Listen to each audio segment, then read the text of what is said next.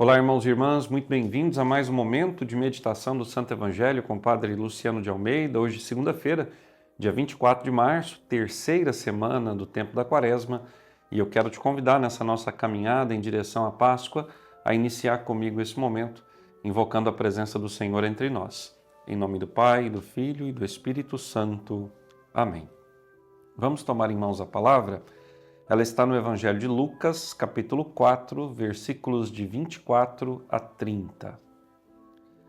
Jesus, vindo a Nazaré, disse ao povo na sinagoga: Em verdade eu vos digo que nenhum profeta é bem recebido em sua pátria.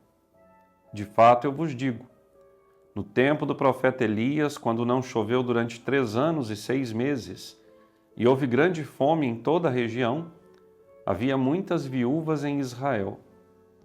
No entanto, a nenhuma delas foi enviado Elias, senão uma viúva que vivia em Sarepta, na Sidônia. E no tempo do profeta Eliseu havia muitos leprosos em Israel. Contudo, nenhum deles foi curado, mas sim Naamã, o sírio. Quando ouviram estas palavras de Jesus, todos na sinagoga ficaram furiosos. Levantaram-se e o expulsaram da cidade. Levaram-no até ao alto do monte sobre o qual a cidade estava construída, com a intenção de lançá-lo no precipício. Jesus, porém, passando pelo meio deles, continuou o seu caminho. Palavra da salvação, glória a vós, Senhor. Vejam, meus irmãos e minhas irmãs, o evangelho que nós acabamos de ouvir, ele é a continuação daquela famosa cena em que Jesus vai a Nazaré, certamente visitar sua mãe, a Virgem Maria, e é convidado pelos seus patrícios a fazer a pregação na sinagoga, fazer a leitura do texto e a pregação. Os seus concidadãos já haviam ficado sabendo de todas as boas obras que Jesus estava fazendo, do poder da sua palavra e da sua pregação. E então estavam ali e queriam ouvir Jesus.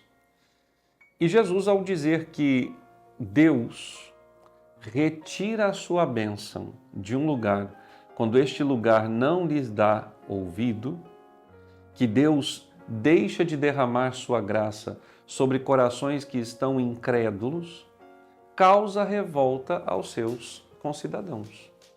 Sim, eles não admitiram que Jesus estivesse falando deles. Estava ali diante deles o próprio Filho de Deus, que eles viram crescer no meio deles e não podiam ligar um fato ao outro de que Jesus, o filho de Maria e de José, o filho do carpinteiro, o carpinteiro, fosse de fato o próprio Deus descido à terra para salvá-los. Eles ignoram por completo essa possibilidade e tratam Jesus como um maluco, alguém que não está bem da sua cabeça, alguém que blasfema, alguém que ofende o nome de Deus. Sabe que nós muitas vezes, quando duvidamos da ação e do poder de Deus, quando nós duvidamos de que Deus ele escolhe quem quer, na hora em que quer, para o que Ele quer, quando nós duvidamos dessa capacidade de Deus de enxergar aquilo que nós não enxergamos, nós também estamos passíveis de perder a graça dele na nossa vida.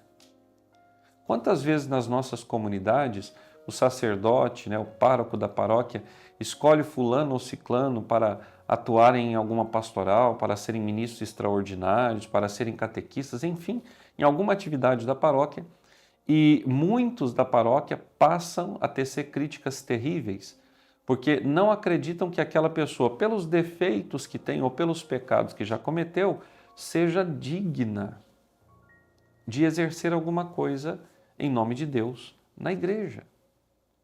Caríssimos, o primeiro Papa, São Pedro, negou Jesus 3 vezes. 9 dos outros discípulos correram quando Jesus foi preso. Um o vendeu por 30 moedas de prata. E se tivesse se arrependido, teria sido perdoado. Pedro se arrependeu. Pedro chorou ao ver o que havia dito e feito. João foi o único que permaneceu ao lado do Senhor. Mas num grupo de 12, apenas um esteve ali ao lado do Mestre. E nós muitas vezes agimos assim.